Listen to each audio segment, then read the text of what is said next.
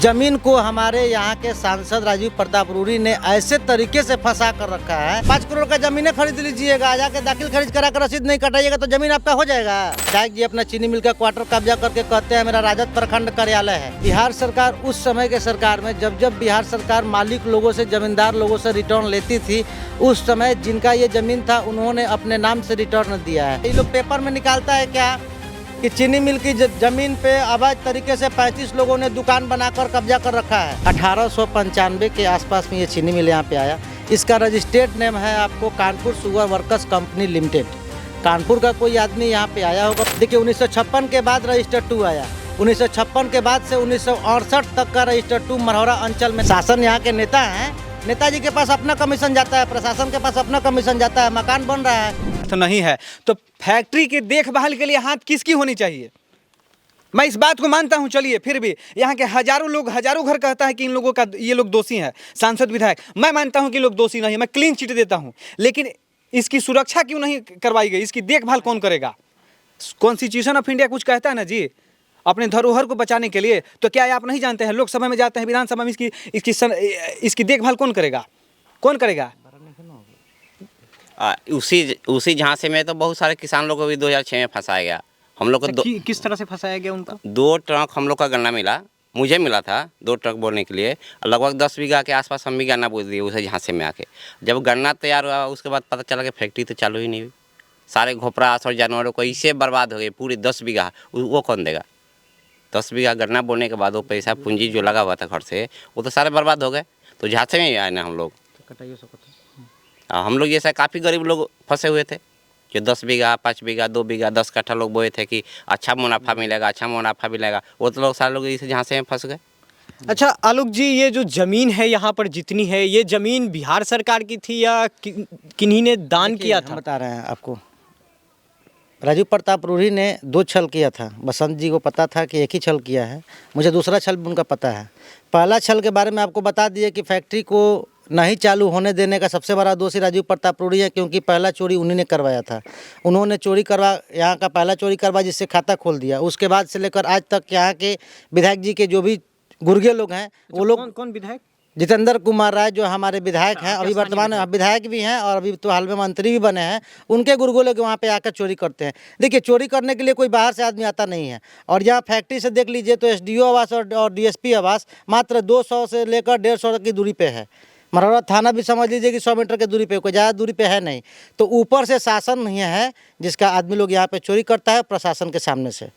ठीक है, पहला ये हो गया। दूसरा आपको बता देते हैं कि फैक्ट्री चालू क्यों नहीं हुआ। पहला तो 2005 में सबसे बड़ा छल किया गया राजीव प्रताप रूडी द्वारा। उसके बाद जब फैक्ट्री चालू नहीं हुआ तो उसके बाद मॉर्टेन फैक्ट्री के मैनेजर द्वारा और सारण फैक्ट्री के मैनेजर द्वारा इस ज़मीन को बेचा गया।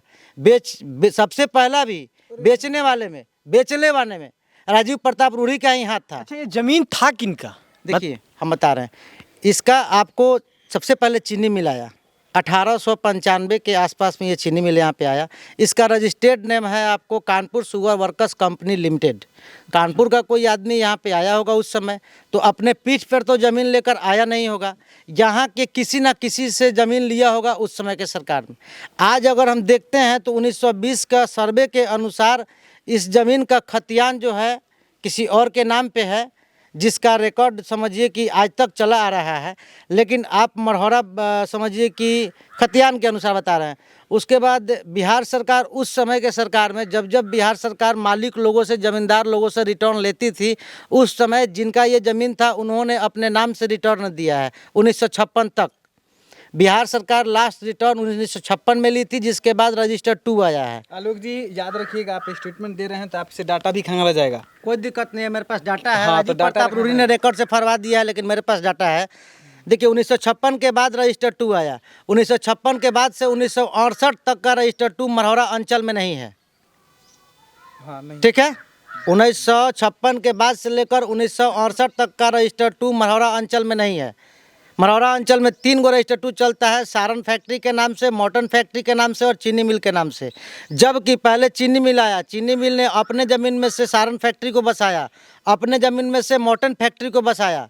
सारण फैक्ट्री का मैनेजर ज़मीन बेचा, मॉर्टन फैक्ट्री का मैनेजर ज़मीन बेच रहा है। उस रजिस्टर 2 के अनुसार, लेकिन चीनी मिल का मैनेजर अभी कोई ज़मीन बेचा ही नहीं है, ना चीनी मिल में से कोई अभी सामने आया भी नहीं है। मुख्य कारण क्या है इसका? देखिए, आपको अब क्या लगता है? आपका बताए थे आपको कि सबसे बड़ा मुख्य कारण 2005 के बाद इसका हो गया ज़मीन।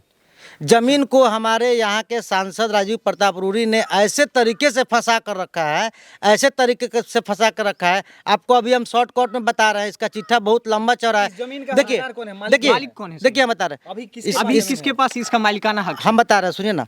देखिए कहने का मतलब, कानूनी हो ना, देखिए हम बता रहे हैं, कहने का मतलब ये है कि सबसे पहले किसी भी ज़मीन का, आपके भी घर का और मेरे भी घर का ज़मीन जो है उसका मालिक होता है बिहार सरकार। हम उसको लगानी रसीद कटवाते हैं, जो चार्ज देकर कटवाते हैं, ठीक है। तो पहले बिहार सरकार का होता है, उसके बाद किसी का होता है। तो मान लीजिए कि अगर ये जिसका भी है, मालिकाना हक जिसका भी है, बताएगा कौन? सरकार में बैठे लोग ना। तो ये अंचल अधिकारी को समझ में क्यों नहीं आ रहा है, अनुमंडल पदाधिकारी को समझ में क्यों नहीं आ रहा है? मैं आपको शॉर्टकट में बता रहा हूँ। 2018 में मॉर्टेन फैक्ट्री की जमाबंदी के अनुसार, सारण फैक्ट्री की जमाबंदी के अनुसार दाखिल खारिज पर रोक लगा दिया गया। और किसी भी राज्य में राज्य सरकार रजिस्ट्री पे रोक नहीं लगाती है, ज़मीन का रजिस्ट्री होती है। दाखिल खारिज पे रोक लगा दिया जब यहाँ अंचल में, तो उसके बाद से जब ज़मीन बिका, कहीं से भी लोग रजिस्ट्री करा कर आया, तो जिस ज़मीन का दाखिल खारिज नहीं हुआ है, उस ज़मीन पे प्रशासन और शासन के सामने मकान बन रहा है। क्या कर रहा है यहाँ के एसडीओ और अंचल अधिकारी, ये बताइए? जिस ज़मीन का दाखिल खारिज नहीं हुआ है उस पर मकान कैसे बन जा रहा है? वो भी नगर पंचायत का ज़मीन है। मतलब अवैध रूप से आप बोल रहे हैं कि? हाँ, अवैध रूप से है भाई, सीधी सी बात है। जब आप 5 करोड़ का ज़मीनें खरीद लीजिएगा, जाके दाखिल खारिज करा कर रसीद नहीं कटाइएगा तो ज़मीन आपका हो जाएगा? नहीं होगा। जब तक दाखिल खारिज करवा कर आप अपना रसीद नहीं कटवाते हैं, तब तक ज़मीन आपका नहीं होता है। 2018 के बाद से लेकर अभी तक जितना भी रजिस्ट्री हुआ है, उसमें से किसी का दाखिल खारिज नहीं हुआ है, जिसमें से 75% लोगों का मकान बन रहा है। यहाँ का एसडीओ साहब क्या कर रहे हैं और अंचल अधिकारी सीओ साहब क्या कर रहे हैं? ये क्या है? ये सब लोग शासन के नीचे है। शासन यहाँ के नेता हैं, नेताजी के पास अपना कमीशन जाता है, प्रशासन के पास अपना कमीशन जाता है, मकान बन रहा है, इसको खोजी करने वाला कौन है? विधायक जी नहीं करेंगे तो हम करेंगे? बताइए हमको, विधायक जी अगर नहीं करेंगे तो कौन करेगा? इसीलिए बता रहे हैं आपको कि सबसे बड़ा फ्रॉड हुआ है तो इसके ज़मीन के साथ, इसकी ज़मीन के साथ इतना बड़ा फ्रॉड किया गया है, इतना बड़ा फ्रॉड किया गया है कि पूछिए मत। आपको बता देते हैं कि हम इन्हीं लोगों के रिकॉर्ड से बता रहे हैं। ये लोग पेपर में निकालता है क्या कि चीनी मिल की ज़मीन पे अवैध तरीके से 35 लोगों ने दुकान बनाकर कब्जा कर रखा है।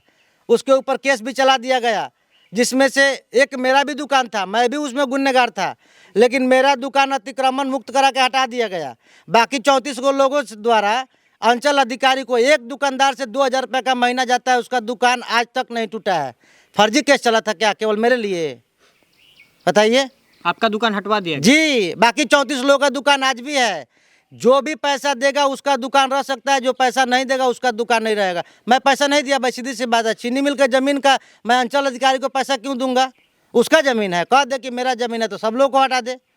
अच्छा, लेकिन अवैध रूप से जो वहाँ पर लोग रहते हैं, जो दुकान बनाए हैं, तो क्या कभी आप लोगों ने प्रशासन में इसके खिलाफ शिकायत नहीं की? हमारे पास है। हम जब भी सूचना के अधिकार से मांगते हैं अंचल अधिकारी से, तो हमको कहा जाता है कि कानपुर शुगर फैक्ट्री की ज़मीन है। तो भैया कानपुर शुगर फैक्ट्री की ज़मीन है तो क्या जिस ज़मीन में मैं था वही था कि और सब भी ज़मीन है?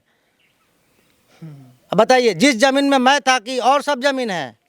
आप बताइए कि जो बाकी 34 लोगों पे आज तक जो मुकदमा चल रहा है, जिसका दुकान अपने अतिक्रमण मुक्त काहे नहीं कराया भाई? जब सरकार की संपत्ति है तो ये लोग कहता है कि चीनी मिल के पास 610 एकड़ ज़मीन है। सबका पेपर कटिंग मेरे पास है, उससे ज़्यादा ही है। ठीक है, लेकिन जो वो लोग बताया है मैं वही बोल रहा हूँ, दूसरा नहीं बोल रहा हूँ, ठीक है। तो जब ये लोग कहता है कि बिहार सरकार की संपत्ति है, तो हमको ये बता दें अंचल अधिकारी सीओ साहब कि प्राइवेट आदमी का मकान किराए पर लेके काहे रहते हैं? चीनी मिल के क्वार्टर में रहना चाहिए। विधायक जी से बात कर लेना चाहिए। विधायक जी अपना चीनी मिल का क्वार्टर कब्जा करके कहते हैं मेरा राजद प्रखंड कार्यालय है, और उसके बगल में फर्जी अस्पताल बनवा दिए ज़मीन कब्जा करने के नियत से।